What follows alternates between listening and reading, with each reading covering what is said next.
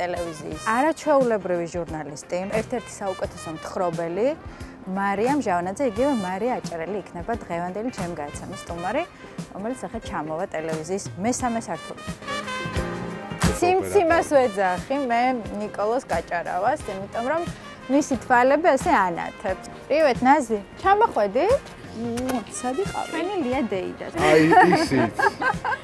მეთი ჩაფასადობოდ მომენატრებ. დიდი ხანი მუშაობდით ერთად, ბევრი რაღაცები გაგვიკეთებია და ყოველთვის რა არ მოწოდა ახლა ვერ ვიტყვი. ფეხსაცმელებს ვერადროს ვერ არჩევდა და. სპეციალურად ახალი დილისთვის ემოციებით და ხიფათით სავსე ერეკლე კუპრაიშვილი და მარიამ ჟავანაძე. ამოწე მაინტერესებს დღეს როგორი ფეხსაცმელია ერთი ხო, აჰა, მის სტილშია უბრალოდ ახლა ზემოდანაა დაფარული. ფეხსაცმელს მართლა ვერასოდეს ვერ ვარჩევ, ზუსტად აქვს. ეს ჩაგნებული და თან იმიტომ ჩავიცვი მაღლები რომ ანა არის მაღალი. არა, ეხლა მე ანა ვიცის რომ მაღალია და ჩაიცვა დაბლები. ეს გრძნობ ხოლმე, როცა სამონტაჟოდ ჯდები ხოლმე კომპიუტერთან. და ნუ პრინციპში იქ ყოფებისთვის შენ იქ აღარ ხარ. შეიძლება ითქვას, რომ ეს არის რაღაცა ერთგვარი პორტალი იქნება ხოლმე, როდესაც მე ვჩდები ჩემი მასალის დასამუშავებლად. გადაღებები ძალიან მიყვარს და ძალიან მიყვარს სიუჟეტებზე მუშაობა. დასაწყისში ამას რაღაცნაირად ავტომატურად ვაკეთებდი. შიგნიდან რაც მქონდა ის გადმოდიოდა ამ სიუჟეტებში და ადამიანები მეუბნებოდნენ, რომ ძალიან კარგ სიუჟეტებს აკეთებ, ჩვენში აღძრავ ემოციას.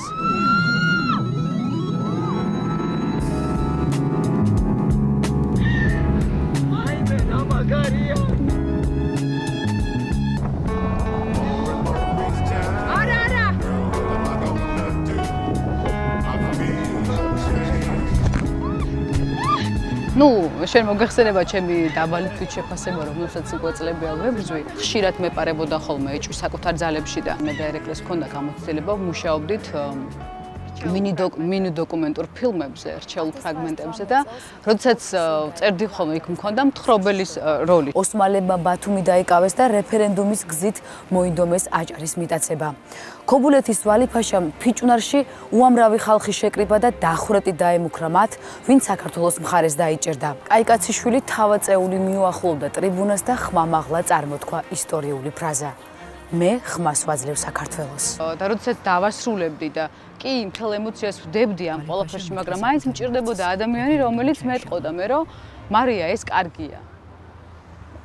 აი ესა ვიდექი, ჯონ ტრაvoltasავით, კარგია? ნუ, ჩაიწერა ხო? მორჩა ხო? ესე იგი დუბლი ხო აღარ გადავიღეთ, ანუ გამოდის რომ რა თქმა უნდა კარგია, იცლება რომ კარგია, მაგრამ არა, მაინც მჭირდებოდა ადამიანი, დასტური ვინმესგან, რომელიც მეტყოდა რომ კი, მარია ამას კარგად აკეთებ. და ამას ერეკლე აკეთებდა? ბოლოს უკვე, როდესაც ვეღარ ვღებულობდი პასუხებს და ეს გადავიდა უკვე ძალიან ესეთ ნერვოზულ მდგომარეობაში, ერეკლემ დამიბარა, მაშინ არ ახსოვს. ძალიან მნიშვნელოვანი სიტყვები მითხრა რომ მარია, შენ რომ რაღაც არ გამოგდიოდეს, აქ არ იქნები. მარიაში ყოველთვის იგრძნობოდა ის, რომ ანუ მარიას უნდოდა რომ ყოფილიყო დილის ტალღის წამყვანი. რატო გინდოდა? როდესაც ადამიანში თვითშეფასება არის ძალიან დაბალი, შენ თავს უმტკიცებ ყოველ ჯერზე რაღაცას. სანამ აი ამ მტკიცებაში ხარ განვითარების პროცესშიც. ჩემი პირველი ნაბიჯები ტელევიზიაში იყო ის, რომ მე დავიწყე სიუჟეტების კეთება, ვიდექი პირდაპირ ჩართვებში, ხანდახან დუბლიორად და ხანდახან დუბლიორად მომიწია, რომ გამჯდარიყავი პირდაპირ ეთერში. პირდაპირ ეთერი ეს არის ისეთი აზარტი, ანუ იმ დროს, ანუ ყველაფერი გახსნილია და ყველაფერი არის შენს ხელში. ვინც ერთხელ მაინც მჯდარა პირდაპირ ეთერში, ალბათ ექნებოდა ეს შინაგანი შეგრძნება. რომ შენ ფლობ აქ და ახლა ყველაფერს. აქედან გამომდინარე მინდოდა საკუთარი თავისთვის დამემტკიცებინა ის, რომ მე ესეც შემიძლია, თუმცა ჩემი ეს ნაბიჯი, როგორც აღმოჩნდა შემდეგ, ძალიან ეწყინათ ყველას პრინციპში, განსაკუთრებით ოპერატორებს, იმიტომ რომ როდესაც სადმე მივდივარ ამის გადასაღებად, მინდა რომ აი ჰაერს როცა ბოლომდე შეისუნთქავ, ყველა წერტილი ესე მაქსიმალურად შევისუნთქო. და მაყურებელს გადავცე. აი თვით შეფასება ახსენე უკვე რამდენჯერმე. შესავალში ვთქვი კიდევაც, რომ ჩემთვის არ ვარ სუბიექტური, ერთ-ერთი საუკეთესო მთხრობელი. რატო რატო ვერ აღმოიფხრა ეს პრობლემა? საიდან მოდის? ხადია მოდის ბავშვობიდან და იმ გარემოდან, რა გარემოშიც იზრდება. როდესაც დგებოდა არდადეგები, ყოველთვის მივდიოდით სოფელში, ბებიასთან, მთაში. აი ამ ქალაქურ ცხოვრებას ვიყავით მოწყვეტილი. არ არსებობდა იქ კაცის და ქალის საქმე ცალკე. ყველაფერს თავიანთ პასუხისმგებლობაში იღებდნენ საჭარელი ქალები, ანუ დღე-დაღამ მუშაობდნენ. მე არ მქონდა მაგალითი იმისა, რომ ქალი წესრიგდებოდეს, იპრანჭებოდეს, ეშვებოდეს, ისვენებდეს, სვამდეს ყავას, ეკეკლუცებოდეს მეუღლეს. ოჯახშიც ყოველთვის ორიენტირებული ვიყავით სტუმარზე. არავინ არ იყო ორიენტირებული საკუთარ თავზე. ყოველთვის ვიყავით ორიენტირებული სხვის კომფორტზე. და ასე გავიზარდე მეც, იმიტომ რომ ჩემთვის მნიშვნელოვანი იყო სხვების კომფორტი, ვიდრე საკუთარი. და ამას საბოლოოდ მიმიყვანა იქამდე, რომ გამიჩნდა კითხვები საკუთარ თავთან, რომ ანუ ეს არ იყო ის ცხოვრება, რომელიც მე მინდოდა მეცხოვრა. როდესაც მამამ მითხრა, რომ მეო შენ რო პატრონს ჩაგაბარებო, მერეო იმას შეეკითხები ასო, სადმე წასვლა რომ მინდოდა და გაშვება რომ მინდოდა. აქ უკვე პროტესტი გამიჩნდა, რომ რატო, ანუ მე როდის ვარ მე? კაი, აიქამდე თუ შენთან ვარ მამა და შემდეგ მეუღლემ უნდა მიპატრონოს, მე სად ვარ მე? შემდეგ უკვე დავიწყე აი კითხვების დასმა საკუთარ თავთან და აღმოვაჩინე, რომ მე მაქვს დაბალი თვითშეფასება. მე არ ვიცი მოშვება. მე არ ვიცი როგორ უნდა ვიყო ქალური. მე არ ვიცი როგორ უნდა მოვისვენო და დავისვენო დანაშაულის შეგრძნების გარეშე. მე არ ვიცი როგორ უნდა დავხარჯო ფული. არ ვიცი როგორ გავიმეტო საკუთარი თავისთვის რაღაცა კარგი ნივთი და მივხვდი, რომ ანუ მიცხოვრია სხვებისთვის. ნათესავისთვის, ბიძაშვილისთვის, რა ვიცი, დედისთვის, მამისთვის, ძმისთვის, იმას არ ეწყინოს. ეს კარგად იყოს და აღმოჩნდა, რომ გამოვტოვე ყველაფერი, რაც საკუთარი თავისთვის უნდა გამეკეთებინა. თუმცა ყველაფერი ახლა იწყება ბუნებრივია და ნუ რა თქმა უნდა, როდესაც ადამიანის ცხოვრებაში დგება დიდი კრიზისი, აი სწორედ მაშინ იწყება მისი განვითარების გზა. ესეთი კრიზისი დადგა ჩემს ცხოვრებაში. და აღმოვაჩინე, რომ მაქვს დაბალი თვითშეფასება. ნუ რა ვქნათ, მოდით მარია ვიმუშაოთ. მოდი ვკითხოთ სხვებს, გამოგდის თუ არა შენ ეს საქმე. სხვებს როდესაც ვეკითხებოდი, რომ იმ ემოციით არ მეუბნებოდნენ, რომ შენ ხარ კარგი, როგორი ემოციაც მე მინდოდა, ხვდები და აქედან გამომდინარე მივხვდი, რომ სწორედ შენ ხარ ის ადამიანი, შენ ხარ ის წერტილი, ვინც საკუთარ თავს აიყვანს, ვინც საკუთარ თავს განავითარებს, ვინც საკუთარ თავს ანუგეშებს, შეაფასებს და აქედან გამომდინარე იზრდება უკვე შენს ყველაფერში, მენტალობაში, ორგანიზმში, სულში თვითკმარობის შეგრძნება. როდესაც ადამიანი ხარ თვითკმარი, უკვე ხარ, ანუ ურყევი, გაქვს შენი პოზიცია და გაქვს შენი ადგილი, შენი წერტილი. რომლიდანაც რთულია ვინმეს ემოციამ, ან ვინმეს რაღაცა პრეტენზიამ გადაგიყვანოს გზით. სხვა რელსებზე გადაგიყვანოს, იმიტომ რომ შენი პოზიცია გაქვს გათვითცნობიერებული. ნახე, ანუ პოზიცია გქონდეს და ფიქრობდე რომ მე სწორად ვიქცევი გაცნობიერების გარეშე, აი კატასტროფამდე მიგიყვანს. მაგრამ შენ როდესაც დგახარ შენს წერტილში და ეს ყველაფერი გაცნობიერებული გაქვს, ანუ გაცნობიერებული რას ნიშნავს? ანუ შენი თავი მიღებული ყავს ყველა კუთხით. ანუ დადებითი მხარე და არსებობს კიდევ ჩრდილოვანი მხარეები, რომელიც ძალიან დიდ როლს თამაშობს ზოგადად. არა მარტო საკუთარ თავთან, არამედ სხვებთან ურთიერთობაში. აი ჩრდილოვანი მხარეების აღმოჩენა ჯერ, მათი მიღება და ამ ყველაფრის რაღაცა ნათელში გადაყვანა კიდე ცალკე სამუშაო თემაა და არავინ არ თქვას, რომ არა მაქვს ჩრდილოვანი მხარეები. ბალანსი, რაც არის ყველაზე მნიშვნელოვანი, ყველგან და ყველაფერში, თუნდაც სიყვარულში. სულ ყოველთვის მახსენდება ხოლმე ზელანდიის ქანქარები, ალბათ წაკითხული გაქვს, მოსმენილიც გაქვს. აი ეს დაიწონას სქემა, რომელიც მუშაობს ყველგან. ხანდახან ხდება ისე, რომ კარგავ ბალანსს და ჩემს ჭარ პოტენციალს მიმართავ საქმეში. მაგრამ როდესაც ეს ხდება, აუცილებლად რაღაცა ხდება ოჯახში ისეთი, რაც ჩემს ყურადღებას იქცევს, ან ბავშვს აქვს სიცხე, ან ვიღაცას რაღაცა ტიპის დახმარება ჭირდება, რომელსაც მხოლოდ და მხოლოდ მე მოვაგვარებ და ამით უკვე მე ვხვდები, რომ ხდება გამოფხიზლებელი, იმიტომ რომ არ უნდა გადავარდე ადამიანი უკიდურესობაში. ჩემთვის არ არსებობს მაგალითად რაღაც უკიდურესობაა და ჩარჩო. მე თუ ავირჩიე ერთი რომელიმე კონკრეტული ადამიანი, რომელსაც ვუსმენ, გადის რაღაც პერიოდი, მე ავიღე მისგან ის, რაც მინდოდა და გავუშვი. შევიმეცნე და გავუში, მე არ ჩავრჩი, ანუ მე არ გავხდი მიმდევარი და რაღაცა დაბრმავებული ფანატიკოსი, რომელიც მხოლოდ იმის სიტყვაზე დადის და მორჩა. ამის მაგალითად სადგურუ იყო პერიოდი, როდესაც მე და შენ შეგიჟებული, ძალიან შეყვარებულები ვიყავით სადგურუზე, მაგრამ რაღაც ამოიწურა.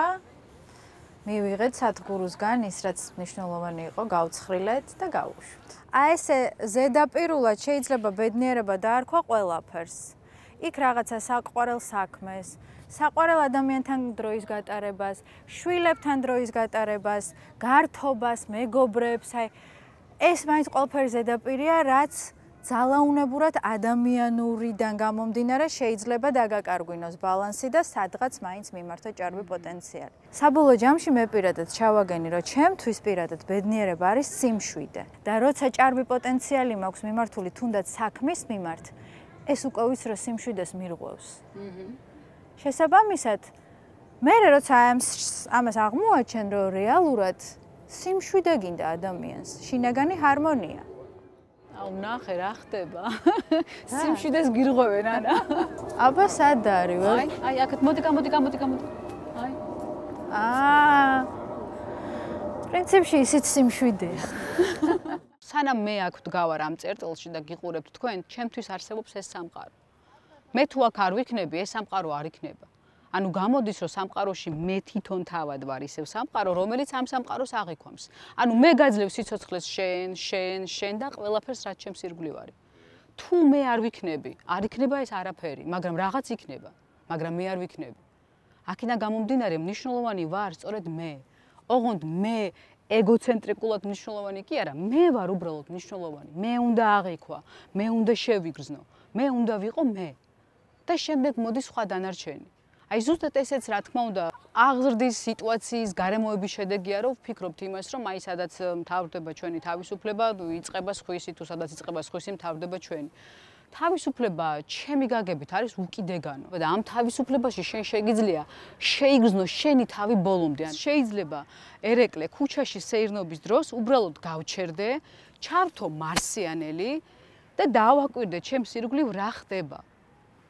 როგორი ხეებია, როგორი შენობა, აი ეს როგორ ყოფილა კაცო, არასწორად ყოფილა დაგებული. აქ ხავსი ამოსულა. გაცნობიერებული ცხოვრება. ანუ ეს ხავსი ნახე რა ლამაზია. უბრალოდ შეხედე როგორი მწვანეა. არადარა მზერო არ იყოს, ეგეთი მწვანე არ ექნება და შეფერილობაც არ ექნება. ეს უნდა იგრძნო, ანუ შეუძლებელია ამის გადმოცემა. უბრალოდ გაჩერდი და დააკვირდი მდგომარეობას აქ და ახლა. აი რა მაგარია, რომ ახლა აქ ვდგავარ, ამდენი კამერა მიიღებს. მესაუბრება ჩემი საყვარელი ჟურნალისტი, მეგობარი, კოლეგა. ვსუნთქავ, გრძნობ ყავის გემოს. და რა? მანუ რატო მეუბნები ამას? მე რა? მე ვარ. და რა მე? მე რომ ვარ, იქნებ ოდესმე ჩემი ეს მდგომარეობა. მე რა? ჩემი ეს მდგომარეობა გადმოვიდეს შენზე, იმიტომ რომ ჩემში როდესაც გაზრდილია ვიბრაციები და მე ვაშუქებ, შენ ვერ ხედავ. ჩვენ ახლა ერთმანეთს ხედავ ფიზიკურ დონეზე, თორე აქ კიდევ არსებობს რაღაცა ველი, რომელიც ანუ რომელშიც შემოხვალ ან კარგად გახდები, ან ცუდად. შენ ეს ყველაფერი შეეცადა რომ ზუსტად შენ საქმეში გადმოიტანო რა. ჩვენ ახლა ძალიან დიდი არეალი გვაქვს იმის, რომ ეს ამბავი მივიტანოთ ყველასთან. კი, ეს გადმომაქვს კიდევაც, ანუ ეს გადმოგვაქვს კიდევაც ჩვენ საქმეში. ამაში მთელი არსი ამ ყველაფერს. მესმის. ეს ხელოვნება რაც ჩვენ თავში ვიპოვეთ. ჩავდოთ საერთო საქმეში. აი პროცესია. ყველაფერი მაინც იქამდე მიდის, რომ შენ უნდა იპოვო შენი თავი და შენი უნიკალურობა. როდესაც შენ თავს ჩააგნებ, უკვე მერე მოდის სხვა რაღაცების რეალური სიყვარული, თუნდაც პატრიოტიზმი. მერე მოდის და მერე შენ გრძნობ, რომ ვაუ, ესე იგი მე რომ უნიკალური ვარ, ანუ მე რომ ჩავაგენი ამ წერტილს, დავჩნდი საქართველოში. საქართველო ჩემთვის აი მართლა უნიკალური ქვეყანაა და მე მთელი არსით გრძნობ, თვითონ დედაინაში. დაშიფრულ იმ დიდ სიმართლეს, რომელიც თავის დროზე აუცილებლად გამოაშკარავდება და აუცილებლად გადაატრიალებს მთელს ისტორიას.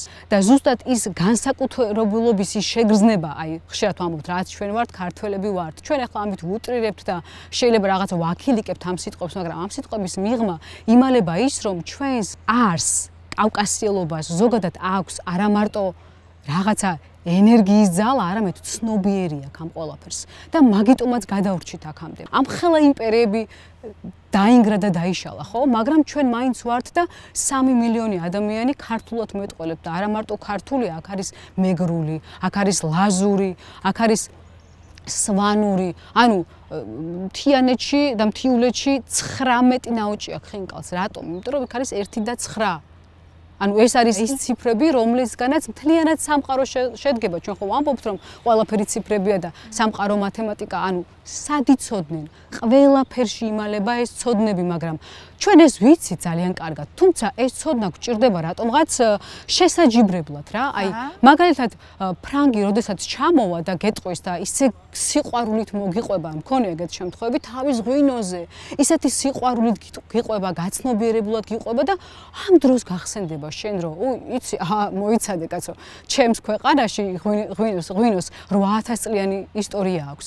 აი შესაჯიბრებლად გჭირდება ეს ინფორმაცია და ისტორიის ცოდნა და არა იმისთვის რომ შენ თვითონ გააცნობიერო ის რომ შენ თვითონ ქართველი ხარ უნიკალური, ქართველი გენია უნიკალური, ეს თვითონ მიწა ატარებს ენერგეტიკულად ისე დიდ ძალას რომ ათასობით პორტალია რა. არსებობს უამრავი მეცნიერი რომელიც ამტკიცებს, ლაზურში ეძებს იმ გენიალობას ქართული ენის, მეგრულში ეძებს ამას. რაღაცნაირად ვცდილობ, მაგრამ ბოლომდე მეც არ გამომდის, რომ გავაშუქოთ ეს, მხარი დაუჭიროთ ამ მეცნიერებს, რომლებიც ამტკიცებენ, რომ ქართული ენა არის უნიკალური. როცა ამას თითეული ქართველი გაიზიარებს, ალბათ მაშინ მოვა ის დრო, აი იმ გაერთიანების და იმ საქართველოს გაბრწყინების დრო, ალბათ საქართველოს იბერია გაბრწყინდება, საქართველოს გაბრწყინდება, ალბათ სწორედ ეს იგულისხმება, რომ ყველა ქართველის გონებაში მოვა ის აზრი დაფიქსირდება და შეუსიხორცდება, რომ ქართველი და ქართველობა და ქართული ენა არის უნიკალური რა. ჯერ ჩვენი დროშა, ჯერ ჩვენი საქართველო და მერე სხვა დანარჩენი. ოღონდ ეს ყველაფერი იწყება მე ვარ უნიკალური. აი რატომ მიყვარს ჩემი საქმე და რატომ მაქვს არჩეული ეს შემოქმედების ეს მიმართულება. მე მინდა რომ ადამიანებამდე მივიტანო ის ცოდნა და ის უნიკალური ადგილები, რომელიც საქართველოში არის და შეგრძნების დონეზე, განცდის დონეზე, ანუ ტელევიზორთან მსნომ ადამიანს ვაჩვენე რომ ისპანის ტორფები თუნდაც ქობულეთში, რომელიც უბრალოდ ჭაობია და შეიძლება არც კი შეხედო, არის უნიკალური მიწა. მიწა და ტორფნარი, რომელიც სხვაგან მთლიან დედამიწაზე რომ ავიღოთ არ არსებობს. და ზუსტად აქ ჩავსვამ ერთ კადრს ხვამლის მთაზე, რომელიც შენ გადაიღე ახლა ბოლოს. აქ ჩავსვამ. კი, ხვამლის მთა მეძახდა რამდენიმე წელია და ძალიან მინდოდა ასვლა, იმიტომ რომ ამ მთას ძალიან ბევრი რამ უკავშირდება, ანუ ძალიან ბევრი მითქმა-მოთქმა შეიძლება ასე ითქვას და არის ეგეთი საკრალური მთა და თან ნათქვამია ქართულ მემატიანეებში, რომ როდესაც საქართველოს ყველაზე მეტად გაუჭირდება, სწორედ მაშინ გახსნეს ის ხვამლის მთა თავის საიდუმლოს და იქ ბევრი ადამიანი ჩავწერე და ესეთი ფრაზა გააჟღერეს, რომ ალბათ ქართველებიო ჯერ არა ვართ ღირსიო, რომ თამ გახსნას თავისი საიდუმლო.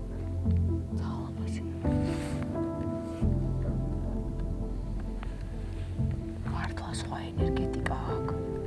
თითოეულმა ჩვენგანმა რომ რაღაც წვლილი შევიტანოთ ამ ქვეყნის განვითარებაში ჩვენი საქმით და ჩვენი საქმისადმი პასუხისმგებლობით და სიყვარულით მიდგომით, მე ვფიქრობ, რომ სწორედ აი ეს პროცესი იქნება ამ ქვეყნის განვითარების პროცესი. სულ მესმის ხოლმე ამ ბოლო დროს, რომ აი ეს რაღაცა პრეტენზიები, ასე შემდეგ, შენ რა გააკეთე?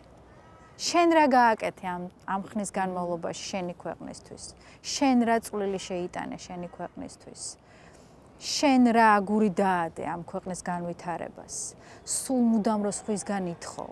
ანუ დამოუკიდებლობა ხო ეგ არის, რომ შენ დამოუკიდებლად გადადგა ნაბიჯი და შენი ქვეყნის განვითარებაში შენი პირადი წვლილი შეიტანო და როცა 4 მილიონი ადამიანი შეიტანს თავის წვლილს ამ ქვეყანაში, ალბათ მაშინ გაბრწყინდება, როგორც შენ თქვი. მაგრამ თავი და თავი მაინც იქ არის, რომ ჯერ საკუთარი თავი უნდა იპოვო, რომ სხვა დანარჩენი ეს უნიკალურობა აღმოაჩინო, რაც მართლა ყველგან არის, ყველა საქართველოს ყველა კუთხეში არის მიმობნეული და შემონახული. სულიერი განვითარების პროცესი როგორია? ეს არის ყველაზე მნიშვნელოვანი რამ რაც ადამიანის ცხოვრებაში შეიძლება მოხდეს. ან შეიძლება საერთოდ არ მოხდეს. და როგორც უკვე აღნიშნე, სულიერი განვითარების პროცესი იწყება ძალიან დიდი კრიზისით. ფაზები აქვს ხოლმე ამას და პირველი არის 33 წლის ასაკში, 24 წლის ასაკში, მერე 20 ცოტა გამოფხიზლებაა, მერე 33 წლის ასაკში მოდის ძალიან დიდი კრიზისი და ეს კრიზისი, აი როგორ გაივლია ამ კრიზისს, ყველაფერი აი ამაზეა დამოკიდებული. პირველი, რაც გემართება, იცი რომ სადღაც ხარ უბრწყულში გადავარდნილი და არაფერი არ გინდა, ყველაფერი კარგავს აზრს და როდესაც ყველაფერი კარგავს აზრს და ხდება განულება, აი ამ სკერზე ცოტა ხანი უნდა იყო და ეს განულება უნდა შეიგრძნო, უნდა გაჩერდე იმ სკერზე, უნდა გაანულო, ძალიან მტკივნეულია. ძალიან მტკივნეულია ეს პროცესი, მაგრამ როდესაც აი ამ რატო ამ მტკივნეულია? განულდება, იმიტომ რომ შენ ხვდები შენს თავდაპირველ მეს. იმიტომ რომ მწარე აღიარო ის, რომ აქ იყავი არასწორი. ძალიან რთული აღიარო ის, რომ აქ ვიღაცის გშურდა. ძალიან რთული აღიარო, რომ ხო აი აქ მსხვერპლზე წახვედი რა და შენი სრულის წინააღმდეგ წახვედი რა. აღიარო ის, რომ შენ ვიღაცით манипуლირებდი ამდენი ხანი და უბრალოდ იმიტომ იყავი ბედნიერი. და რამდენ ხანი შეიძლება ეს აღიარების პროცესი გაგრძელდეს? შენ შემთხვევაში აი რამდენი წელი? ჩემი კრიზისი გრძელდებოდა დაახლოებით 10 წელიწადი. 10 წელიწადი ვეძებდი კითხვებზე პასუხს და ვერ გავუშვი ადამიანი, რომელიც მეგონა რომ ამ ადამიანმა მთელი ცხოვრება დაამინგრია. და სინამდვილეში მე დავანგრიე ყველაფერი. და ამის აღიარება ძალიან რთული იყო. ესე იგი, ჩვენ გქონდა ახლა მცირედი პაუზა, იმიტომ რომ დაახლოებით 20 წუთი მიდიოდა აქ ცხარე კამათი, რომ თუ შენ სულიერი მე ესე გავიგე, თუ შენ სულიერი განვითარებისკენ ისწრაფვი, შემდეგ ხდები გარიყული სხვებისთვის და რაღაცა ეგოიზმშიც კი დაგვდო ბრალი ჩვენმა ძვირფასმა ოპერატორმა, რომ თუ შენ თქვათ საკუთარ ჰარმონიაზე და საკუთარ სიმშვიდეზე ხარ ორიენტირებული, ამით შეიძლება სხვები გამოგრჩეს. როდესაც იწყებ ხოლმე სვას საკუთარი თავისკენ, მოდი ესე არ დავარქვათ სულიერი განვითარება და დავარქვათ გზა საკუთარი თავისკენ, ესე დავარქვათ ამ პროცესს. როდესაც მიდიხარ ბუნებრივია, შენს ირგვლივ ყველაფერი სხვანაირად ლაგდება. აბსოლუტურად ყველაფერი სხვანაირად ლაგდება. შეიძლება ჩამოგშორდეს მეგობრები, ნათესავები, კოლეგების ნაწილი. და რჩება შთაბეჭდილება, რომ შენ რჩები გარიყული. თუნდაც აი ესაუბრები ადამიანს, ის რაღაცა სიტყვებს გეუბნება, ეს სიტყვები რაღაცა სიხშირით მოდის შენამდე, მაგრამ არსებობს ერთი სიტყვა, რომელმაც დაგაფიქრა, ან შენში ემოცია გამოიწვია, მოგხვდა გულზე. როდესაც შენ ხარ ზედაპირზე, ამ შემთხვევაში გადადიხარ ჩხუბზე. მაგრამ მე ჩხუბზე, ხო, შედიხარ კამათში, გადადიხარ ჩხუბზე, რაღაცას მტკიცების რეჟიმზე. მაგრამ საუბრის დროს თუ უცებ აღმოვაჩინე, რომ რომელიმე სიტყვა ასე ვიტყვი, ხო? გულზე მომხვდა. ვახ, ესე იგი ახალი საქმე მომეცა. ახალი საქმე მომეცა, ესე იგი რატომ მომხვდა ეს გულზე? რატომ ამაფორი აქვს ამ კონკრეტულმა წინადადებამ? რა არის ჩემში დასამუშავებელი და რამ გამოიწვია ჩემში ეს ემოცია? და მე აუცილებლად ვიპოვე ამაზე პასუხს. და კი, ამ დროს მართლა ხარ, არის ეს შეგრძნება, რომ ხარ გარიყული, მაგრამ ეს არ არის საშიში. ეს არ არის საშიში, უბრალოდ უნდა აღიარო და მიიღო ის მოცემულობა, რომ შენ ხარ უმცირესობაში და მორჩა. და ეგ არის ყველაზე მაგარი პროცესი, როცა შენ უკვე სხვასთან აღარ გაქვს პრობლემა და ხვდები, რომ პრობლემა არის შენში. როცა შენში პრობლემები აღარაა, ირგვლივაც პრობლემები აღარაა ხოლმე რა. გარიყულობაზე მინდა გითხრა, რომ აი ხშირად მოუწიათ ჩემთვისაც შენიშვნა, რომ ანუ ეს დაფრინავს, ეს სადღაც გასულია, ეს სხვაგანა და ასე შემდეგ და ასე შემდეგ. რა ხდება ამ დროს, როცა შენ და თუნდაც შენი ახლობელი ადამიანები სხვადასხვა სიხშირეზე ხართ? ისეთი ძლიერი კონტაქტი აღარა გაქვს და თუ ხვდები, რომ ეს ადამიანი შენთვის საყვარელია და ამ ადამიანთან გიწევს ურთიერთობა, უბრალოდ ამ შემთხვევაში უნდა გააზარდო მიმღებლობა. და უნდა უთხრა შენს თავს ის, რომ ყველა საკუთარი გზა აქვს იყო პერიოდები, როდესაც მაგალითად მე შევდიოდი სხვის კარმაში და ვამბობდი და ვუმტკიცებდი, რომ ეს ასე არ არის, შენ არასწორად მიდიხარ, ასე და ასე, რაც რა თქმა უნდა უდიდეს ენერგიას და ძალისხმევას მოითხოვს და შემდეგ უფრო შორდები ამ ადამიანს. მაგრამ როდესაც შენ დუმილით ხვდები ამ ყველაფერს და ხედავს ის ადამიანი, რომ გააქვს ამ ყველაფერსადმი მიმღებლობა და უბრალოდ უღემი და ისმენ მისას, აუცილებლად გაჩნდება მასშიც კითხვები და ის ამ კითხვებს საკუთარ თავს დაусმევს. მნიშვნელოვანია მივიღოთ ის გარემო, მნიშვნელოვანია მივიღოთ ადამიანები განსხვავებული აზროვნებით, განსხვავებული სვლით და უბრალოდ შეიყვარო. დღევანდელ რეალობაში, დღევანდელ სამყაროში ძალიან რთულია რომელიმე ნარატივის ასე მორევში არ მოექცე. როგორ არ უნდა გახდე სხვისი ნარატივის მტყვე და რაღაც არ იქცე სხვის იარაღად. თუ შენ თავის თავში თითქმის ყველა კითხვაზე, რომელიც აქამდე დაგებადა, პასუხი გაქვს ბოლომდე გაცემული და როდესაც შენი იცი ზუსტად დარწმუნებული ხარ შენს პოზიციაში, შენს გზაში, მაშინ შეუძლებელია ვინმესთვის იარაღად იქცე. შენ მაგალითად შეგიძლია მითხრა, რომ თმის ფერი არ მიხდება. მე შემიძლია შენთან შემოვიდე კამათში. რომ რას ქვია არ მიხდება, მე ამაზე ბევრი ვიმუშავე, ყველა მეუბნება რომ მიხდება, რატომ მეუბნები ამას? ესე იგი, სადღაც დარწმუნებული არა ვარ მეც, თუ შემოვდივარ კამათში, რომ ეს თმის ფერი არ მიხდება, მაგრამ თუ შენ მეუბნები მე რომ მარია შენ გაქვს ახლა ვარდისფერი თმები და მე გამეცინება და გეტყვი რომ არა. მაგრამ გულზე არ მომხვდა. ანუ მე ვერ ვიქცევი იარაღად. შენს ხელში. აი ამ მარტივი მაგალითით თუ შეიძლება იქნას. თუ მე ბევრი მხარე მაქვს ჩემში დამუშავებული და მე ვდგავარ მყარად იმ ჩემ სწორ და უნიკალურ წერტილში, რომელსაც ჩავაგენი, ვერანაირ შემთხვევაში ვერ გავხდები იარაღი შენს ხელში. რას მომცემს ეს მე? ეს არის ყველაზე მთავარი კითხვა ალბათ, რომელიც საკუთარ თავს ხშირად უნდა დაუსვათ. თუნდაც კამათში შესვლის დროს, თუნდაც იმის დროს, როდესაც დაუშვათ სხვა ადამიანს გავაკრიტიკებთ, ნაშრომს გავაკრიტიკებთ, ნებისმიერ სიტყვას, ხმის ამოღებას რომ დავაპირებთ, უნდა დაუსვათ ჯერ პირველ რიგში საკუთარ თავს კითხვა, რას მომცემს ეს მე? Თიშდები ამ კაცზე. გამარჯობა. გამარჯობა ლამაზმანებო, ბედნიერება და ჯანმრთელობა თქვენ. აი ნიშანი. აი ბედნიერება რა არის? სულიერი ჰარმონია. რა არის ბედნიერება? ბედნიერება? მე თავად ვარ ბედნიერების მთავარწყარო. ჩემგან გადმოდის ბედნიერება, სიხარული, სიყვარული, სულის და სხეულის ჯანმრთელობა. მე თავად ვარ სიცოცხლე, ყოფიერება და არსებობა. სად დაგვიდასტურებ? და რაც მთავარია, მე ვარ წყაროს სიყვარულის, სიხარულის, ექსტაზის, ბედნიერების, სიამოვნების. მე ხშირად მეკითხებიან, ვარ თუ არა ინდოეთში ნამყოფი. მე თავად ვარ ინდოეთის შემქმნელი და ინდოელებიც კი მე შევქმენი. მე შევქმენი იერუსალიმიც.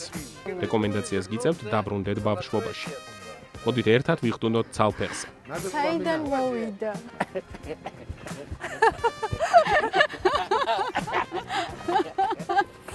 ამაზე მეტი დასტური რა გინდა იმ ყველაფრის, რასაც მარია ლაპარაკობს. მოვიდა აგერ ღვთისმსიერი კაცი და დაადასტურა. ძალიან მიყვარხარ მარია და მადლობა რომ ხარ ჩემს ცხოვრებაში. მადლობა შენ, იმიტომ რომ ძალიან დიდი და გარდამტეხი როლი ითამაშე ჩემს ცხოვრებაში და დარწმუნებული ვარ, ასეც გაგრძელდება და კიდევ ძალიან ბევრი რეფლექსია გვექნება ერთად. შენი გადაცემის ყველაზე მთავარი მამოძრავებელი ღერძი რა არის, იცი? ხო, ყველა გადაცემას უყურებ აბსოლუტურად და ნუ კომპლიმენტებით მინდოდა დამეწყო თავში, მაგრამ ისე დამხვდით, რომ მეც დავიბენი. მთავარი ღერძი ამ გადაცემის არის ის, რომ თავიდან იწყებ მართლა ეს ზედაპირზე ხარ, ცხოვრებას გავს შენი გადაცემა, იმიტომ რომ ჯერ ხარ ზედაპირზე, მერე მიდიხარ კრიზისამდე, მერე ჩადიხარ ფსკერზე, იქ ფართხალე ბოლომდე, მერე ნენელა ამოდიხარ, თავარ კითხვებს პასუხს ცემ და ეს სვლა, რომელიც შენ გადაცემაში არ ჩერდება და დადიხარ და ბედნიერების ჰორმონებსაც ამუშავებ, იმიტომ რომ ვიცით რომ სეირნობა ძალიან სასარგებლოა ჩვენი ჯანმრთელობისთვის, ბოლოს უკვე როცა უნდა დასრულდეს და გონია რომ უნდა დასრულდეს, სწორედ მაშინ იწყება. და ჩვენ არ გვახსენე, ხო? ჩვენ როგორ დავდივართ? თქვენ ფანტასტიკურად დადიხარ და მე აღფრთოვანებული ვარ თქვენით.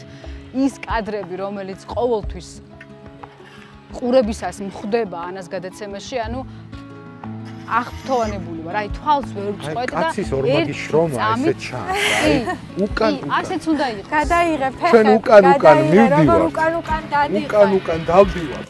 ძალიან დიდი მადლობა. თქვენ გაეცით და ჩვენ მივიღებთ. კაი, მოდი მე შემდეგ ისე დაგიბრუნო. არასდროს არ მithქვია და მაშინ მეც პატარა ამბავს ვიტყვი, რომ ანუ ამ გადაცემამ ჩემ ცხოვრებაშიც თავიდან შეიძლება ანუ არაფერი არ ჩათვალო რომ მოხდა, იმიტომ რომ შენ საქმეს აკეთებ და რაღაცები, მაგრამ საშუალება მომცა მეც და მე ვფიქრობ ბიჭებსაც, რომ რაღაცებში კითხვები დაგვესვათ. აი ჩართულობა ამაში შენი თავის ძიებაც არის იმ რესპონდენტებთან ერთად და იმ განსხვავებულ ადამიანებთან ერთად, ვისთან ერთადაც დადიხარ და ხარ რა და კაი გადაცემა. ხათაშორის მარიას ვამოწმებინებ ხოლმე, ჩემი ესე კადრგარეშე რედაქტორია და ძალიან დიდი წვლილი მიუძღვის მარიას ამ გადაცემის ზოგადად არსებობაში, იმიტომ რომ თანადგომა იყო უზარმაზარი მარიას მხრიდან და ახლობლური განცდები მეუფლება ხოლმე ჩემი რესპონდენტების მიმართ, იმიტომ რომ ყოველი მათგანი ჩემივე განვითარების წყარო ხდება. ძალიან დიდი მადლობა ამ ამიჩუყდა. აი ჩვენ საქმეს ვაკეთეთ. ძალიან დიდი მადლობა ამ გამოცდილებისთვის და უნდა ვაღიარო რომ ძალიან რთული ყოფილა რესპონდენტება და ძალიან დიდი პასუხისმგებლობაა იდგე აქ და უბრალოდ ისაუბრო თუნდაც საკუთარ თავზე. მადლობა ამ გამოცდილებისთვის. მადლობა შენ რომ ხარ ჩემს ცხოვრებაში და ჩემი უახლოესი, ჩემი სულის მეგობარი.